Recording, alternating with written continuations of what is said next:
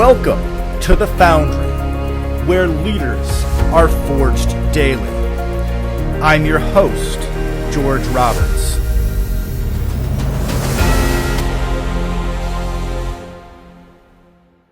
Welcome back, entrepreneurs. Today we have Charity Brown, founder of the Now Answer Group, which combines coaching and consulting for entrepreneurs. Welcome to the show, Charity. Thank you. I'm so happy to be here, George. Wonderful. And so unlike most of our podcasts that focus on real estate entrepreneurship, Charity does have a background in real estate, but most of her entrepreneurship is in other areas, including coaching and consulting. So let's go right back to the beginning. I believe you started out in bookkeeping, and that sort of led to greater roles in consulting and entrepreneurship. Yes. So in 99, I graduated with an accounting degree and I opened up my first business, Q Books Financial. And I started my career helping other entrepreneurs get their money right and set up systems, essentially. And that was pretty much the gateway to my career path. Wonderful. And I think that that's also sort of dovetails with one of your most important or most cherished values, which is, I think, doing good while doing well. Yes, I really love to see the entrepreneurial spirit at its best. And, when money is not right, things can get ugly. So my job was to keep people, on track in regards to their financial statements, help them understand how to leverage more cash and funding, and really give them the tools to dial into their KPIs and make good business decisions in regards to money.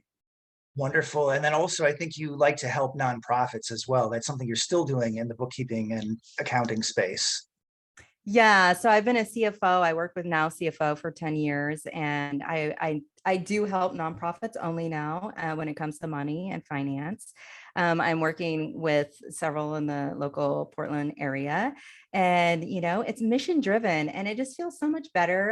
In my career, I've worked with like thousands of businesses, all the way from manufacturing to real estate to hotel and golf club management. I mean, it just goes all over the place, e-commerce. And I just really don't ever feel as much joy and happiness as I see when programs are executed and funding starts flowing in for, helping the kids or, the state or for projects that are, more heart-centered. That's just amazing. And then before we go into how that led into a lot of other exciting entrepreneurial journeys, why don't you tell us just a little bit about real estate? So I understand you've had multiple investment properties. Maybe you could tell us some lessons learned in real estate. Yeah, well, I mean, that was one of my first lessons was like, all the value is in the dirt. Okay. So accumulating more dirt was probably the best thing I ever did, even though, it put me at a high liability at times and felt like I was carrying the world on my shoulders when I had renters and things. Obviously it can get really complicated with single dwelling condos or homes. It wasn't commercial. But I did learn a lot from that, and executing and delegating is key, like always having the, management company, obviously, and really looking for those amazing opportunities that you can find at auctions, a courthouse sale, and, distressed properties, pre-foreclosures and all that. So I was pretty lucky to get on some good deals. That's wonderful. And of course, the first rule is buy right. So it sounds like that's something you really focused on. You were looking for some of the deep value out there. Yeah, and I'm really looking forward to that happening hopefully sometime soon with the market. Holding now. Fascinating. So yeah, a quick backstory. Just before we logged on to this podcast here, I was looking at somebody trying to predict where the housing crash will begin. So Yeah. stuff. I don't know. My personal opinion is that we've gotten way too far behind on building, that there just isn't enough in terms of supply. that I don't think the prices will go down soon, but very frightening because I think that's probably the only thing that's really propping things up right now. Yeah, and I've been all over the US looking for new investments. I just came back from Atlanta because they have really amazing dirt for a good deal, and been in Arizona for the last year looking for properties there, and it's just been the worst uh, investment idea for me at this time. I mean, I just can't see, paying 30,000 over appraised amount for an investment and just throwing 30,000 in the wind when you could lose that by December. So I'm just sitting patient. That's opened up opportunities, to look in Mexico, and the Yucatan, where they have some amazing deals for ROI on investment there in regards to like Airbnb and tapping into that market. Well, that's a great place to vacation, I know, because I was out there. I was at in Cozumel Mhm. last year. I don't think I'm going to get out to the Caribbean this year or anywhere near the Yucatan. But wow, what a beautiful, gorgeous place! And I think there's also, what is there? Is there some high-speed rail that's going up through the Yeah, the high Yucatan? speed rail and the commercial airport. So they're actually building the small charter airport for, mostly the affluent and the uber rich that have like corporate jets. It's not like an international airport. It's for mostly tourists or people that live there. But they're building that right in Tulum, and that rail system all the way from Cancun all the way down to Tulum and back. Yeah. Oh, that is beautiful. So yeah, anything else you want to say about those Airbnb investments? That's something that's always fascinated me. I have an apartment that might have a perfect Airbnb, but we have not quite gotten that far yet. Yeah. Yeah. And I've been doing that off and on. I don't know. I've been dabbling in it for a bit. It really is a great opportunity. If you hire a management firm, again, delegation is key. You don't want to be burdened with all the collection and the cleaning and the management fees and, making sure the property is presentable and all that. But I mean, there is, room for 30 to 40% ROI on that if you buy at a wholesale price directly from the developer before it's built, you automatically gain 30% on your dollar. And then the rental income from the Airbnb is about 14.5% after all the fees. So I don't know any investments right now that are yielding like that. So I'm thinking of sticking my money there. Yeah, that's super amazing. That's where I'm headed a little bit too. I like the ground up construction because that I think is where you can get a lot of that, those super high return on investment. But anyway, not to try and make the show all about real estate, because I know that you've done a great deal of things throughout the year and I want to follow your development. So, starting from the bookkeeping, I understand that in a sort of interesting and maybe roundabout way got you into the restaurant industry. It did. Oh my gosh. That career of mine, man, it really set the golden path to entrepreneurship, independence, and connection with business owners on a whole different level. So when people hand you their bank account, they really trust you. And even people that are in detriment, that are having financial problems, they're afraid, right? So my career, I really wanted to help the entrepreneur. So one of my clients, who is actually a commercial real estate developer, he owns several commercial spots in Oregon. He also had 5 restaurants, and I was helping him with one of his car lots and his commercial rental business. And there was a crisis, which was very sad, that his significant other had passed away, and she had owned like 3 other restaurants, and he had already engaged with me about helping her and getting her books and getting that restaurant in line for like new funding, because they wanted to open like 2 more, and they already had the leased space, and so like the project was getting started. And after a week of working with them, she had passed away. And so that opened up this huge probate thing. So they had to elect somebody to be the president of the corporation after she passed away, and he couldn't do it. So he asked me to step in of his corporation to be able to be on the licensee and the president. And so that's how it all started. It was a kind of a sad situation for Yeah. him, but I really felt like after that experience, I had an MBA in restaurant tourism, and we opened up 5 more restaurants. I opened up a couple of my own.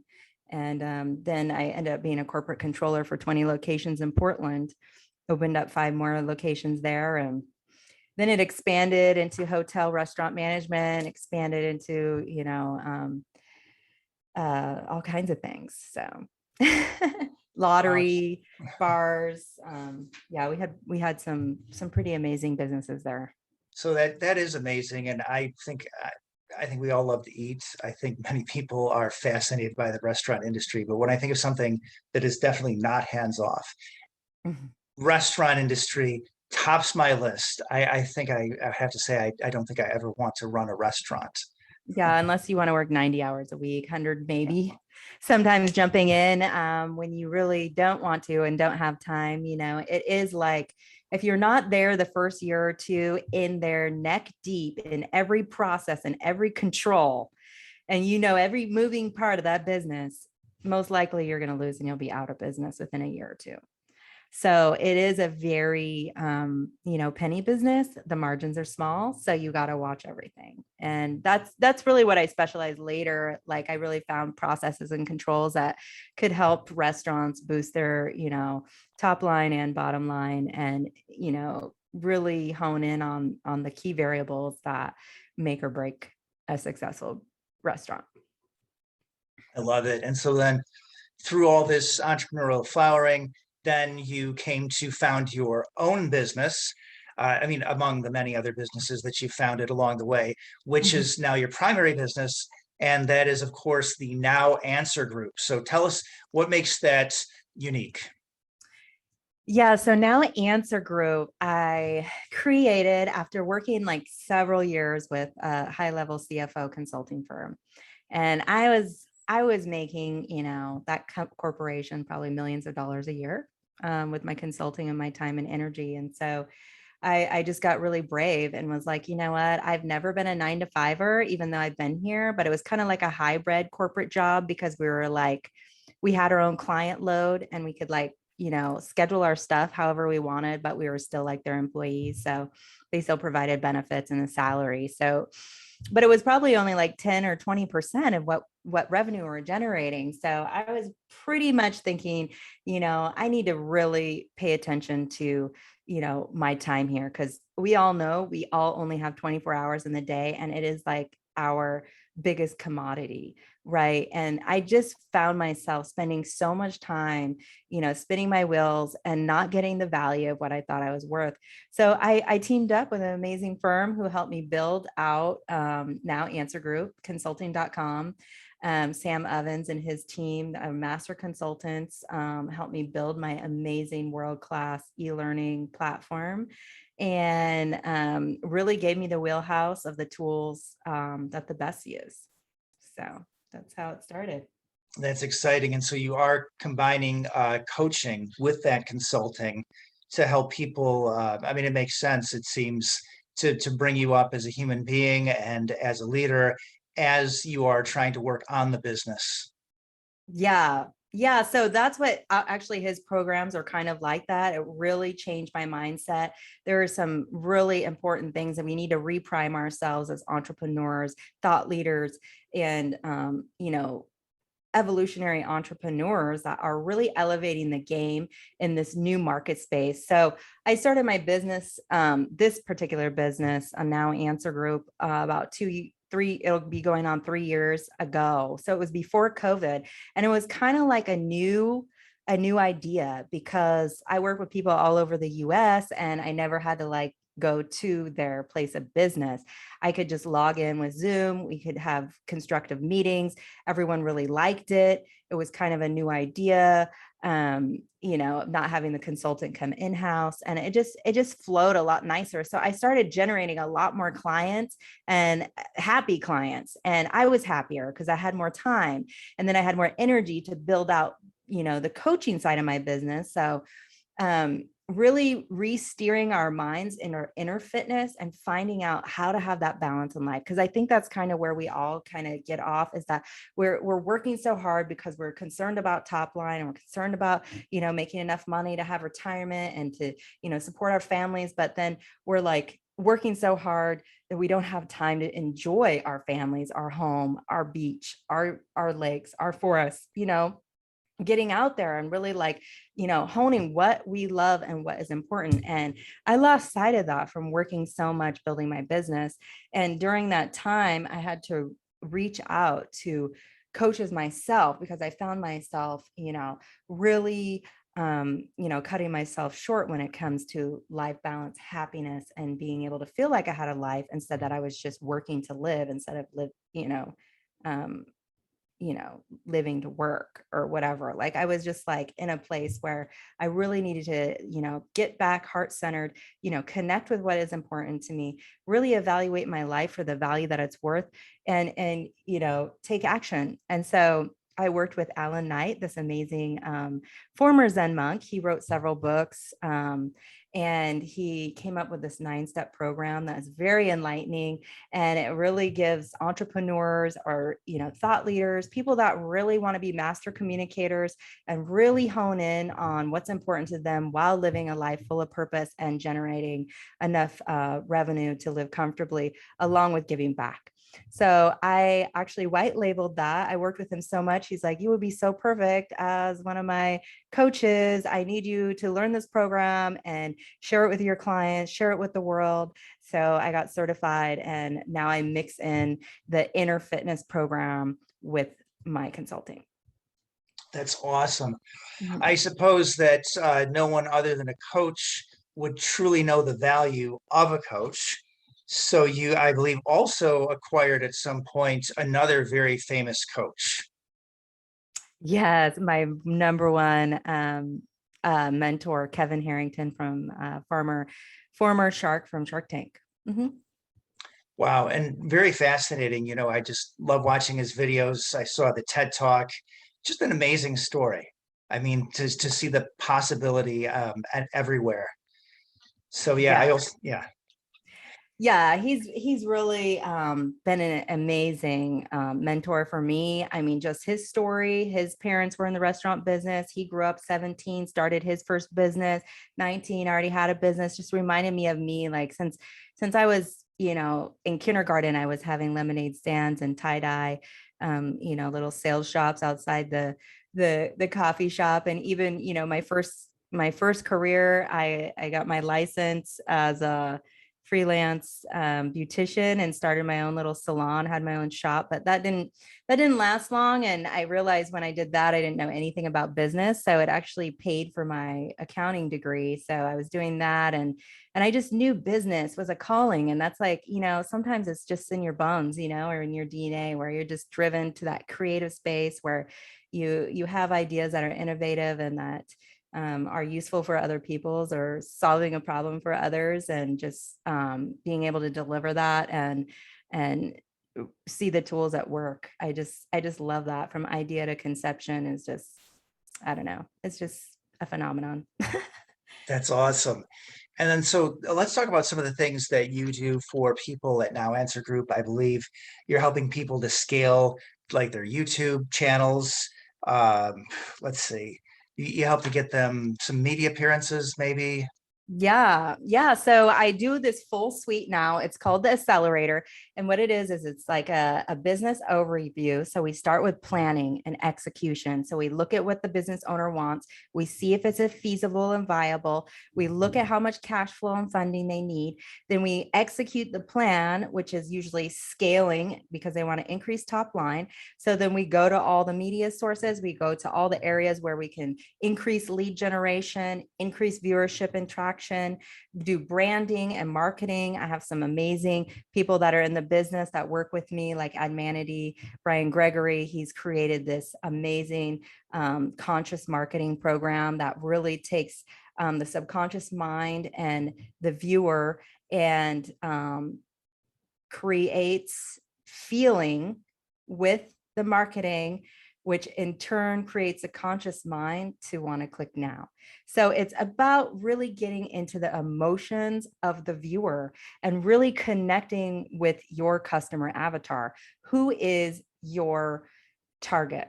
And what do they think? And what do they like? And what is their pain point? And what problem are we solving for them? And really getting into the customer and dialing that into the marketing plan so it resonates with the right market. I love it. And when you talk about getting that detailed plan, dialing in, that reminds me of a buzzword that I associate with charity, which is, of course, clarity, right? So you have a great book coming out, Clarity with, or I'm sorry, let's Yeah, let's let you deliver the title, Create Clarity with Charity. Is that right? yeah, Create Clarity with Charity. And that's the name of my book. Yeah, it's going to launch in August. And yes, that is the name of the game, right? I think we all need more clarity in our lives. And I have some amazing tools that just like paint the clearest, most amazing picture with a very executable like business GPS system. So the path is clear, the steps are really clear, and the outcome is clear. And when we have that kind of clarity, and we really dial into like what's most important to us in business and life, then life gets a lot better. And so that's what my book is about. It's about my journey as an entrepreneur and people that I've helped, clients I've had, failures, highs, lows, celebrations, and lots of tools and tips and tricks and opportunity to really get clear on, the next year, next six months, next 90 days. I'm a firm believer in, organization before execution. I love it. And that ties in with one of our themes from podcast number 19 about how I don't know anybody who's great at anything that just doesn't love it. And when you see all these high achievers, they tend to be people who are, very outgoing, joyful about how they live their lives. And I love the way you really put the two together. It's hard to be very healthy in business if you're not a healthy person. Yeah. And I think we forget that. We get really caught up in the inner turmoil and chaos, and we think it's driving us, and the fire of the, fight or flight, and the, stress, fuel the entrepreneur. But really we can reprogram ourselves to like not have to feel that fight or flight and that fuel of fear and loss and stress, because it really is hard on the body. And so creating a way to kind of recalibrate your inner muscles and how you respond to stress and how you plan your day and how you see things as a business owner when you're doing, multiple 7 figures, 8 figures, 9 figures, and you're the CEO of a multi-billion-dollar company. You can't let all the minutia cloud your inner fitness. Your inner compass needs to be dialed in so tight every day to be able to delegate and hand off and just have a very clear picture of what's most important and focus on those. And so yeah, the 9 steps really helps people dial into that, and in a very simple, easy, executable way to be able to live your life free and kind of release the chaos from within and really dial into your inner compass and what's most important for you in your business. That's great. And I think that one of the themes in your book is about how today is one step in the big picture. Don't forget the big picture. Yes. Yes. And that is so true. Like, having your one win a day. Okay. You got this great picture. Don't lose sight. And that's what I found out. A lot of business owners, they get knee deep or neck deep in their business. They literally lose sight of what the main goal was, what the main plan was, what the outcome of all this was supposed to be, and then how do we get there? Because, we get scud missiles and we get all this stress and turmoil, and we try to figure out, how to fix all that. And then we lose sight of the big picture. So yes, it is so important to keep that in mind every day and to focus on that. I call it the power hour. And it's something that I teach in my in my programs, is that you have a morning power hour. You put yourself first, you put your business goals and plans and vision first. You get in the zone, whether it's the alpha state or peak state, whatever you want to call it, and you get into what is most important for that day, and then you work on your wins. So you can have 1 win, 2 wins, or 3 wins. The overachievers like me, I have 4 or 5 wins. I like to accomplish things every day, but to have it in a very systematic way that keeps you on the up and up of what the main goal and picture is. And so that's why it's really important to have a 30-day, a 90-day, and a 1 year. So you can always keep the main project, but the big vision also in sight. That's awesome. And so today I have recorded 2 episodes with 2 amazing guests. So those are my 2 wins for today.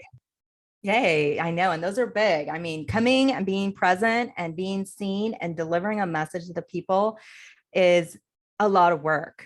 Okay. I've been working on that all of COVID, really being able to figure out how I can deliver this information on a broad scale. And you can see that it is really work. You have to plan it, you have to show up, you have to be on, you have to have your ducks in a row. So creating podcasts, we help with YouTube, we help experts deliver important messages with quality branding, and using the platforms that we have, like Google, Facebook, Instagram, Pinterest, and many, many more. Yeah, that's great. And you obviously walk the talk.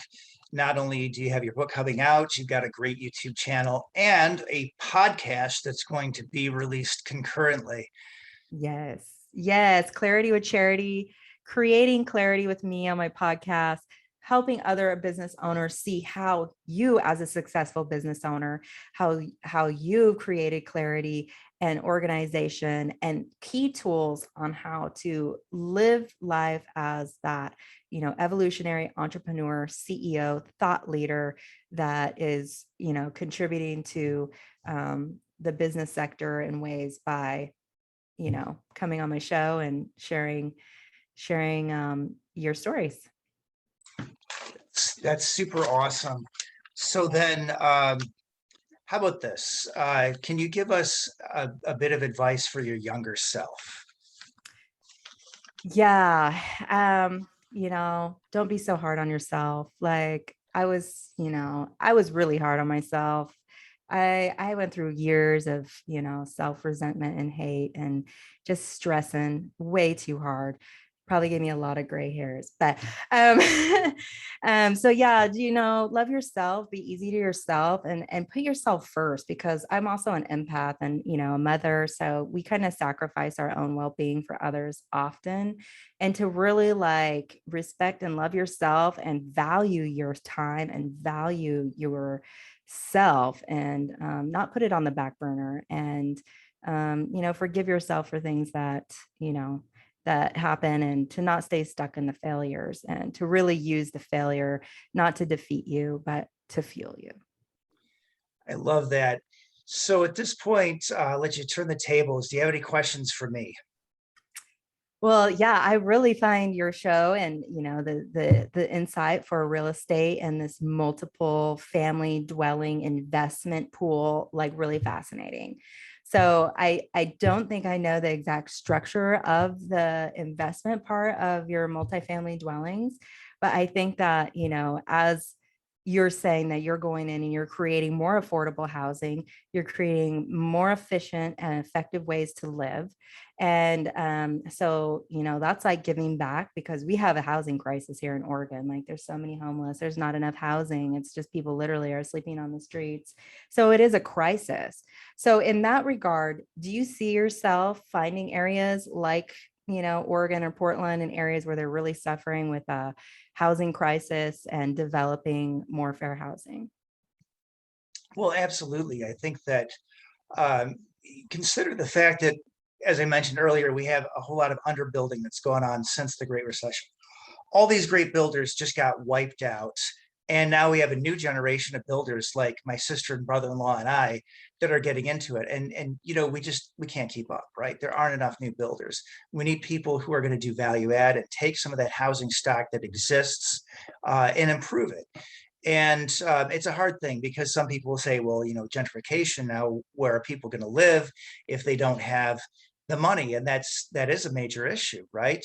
And the same token, I mean, I can talk about what it's like to look at an apartment building that has cockroaches and rodents, and to walk in and say, like, these people shouldn't have to live like this, and to actually come in and, yes, you have to raise the rents, you have to put in some capital expenditure, and that does cause some dislocation. So I wish I knew more about Oregon. I know that's a very, very interesting market.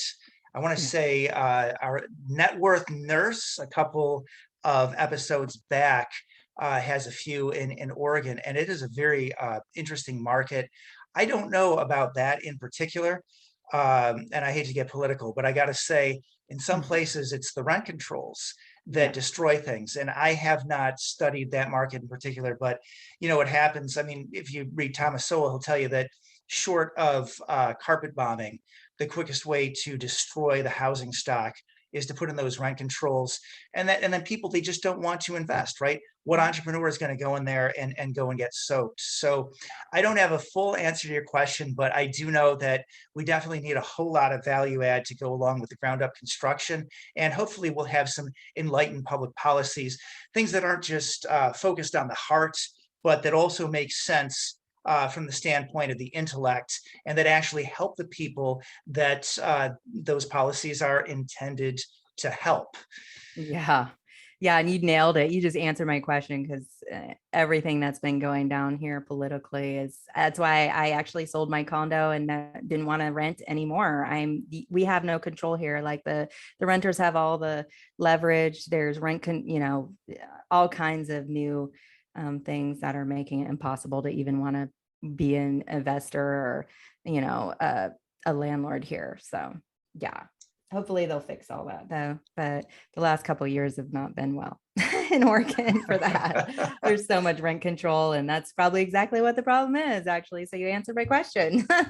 Well, exactly. And so, yeah, it's hard. You know, we talk about that in Michigan, and it's a difficult thing. We all want to help people. But one of the things I like the most about being an entrepreneur, and one of the things that I see in your career, is again, that wanting to do good while doing well. And that's something you really exemplify. So I want to thank you, Charity, for a wonderful, entertaining, and informative show. Thank you, Charity. Thank you, George. Have a beautiful day.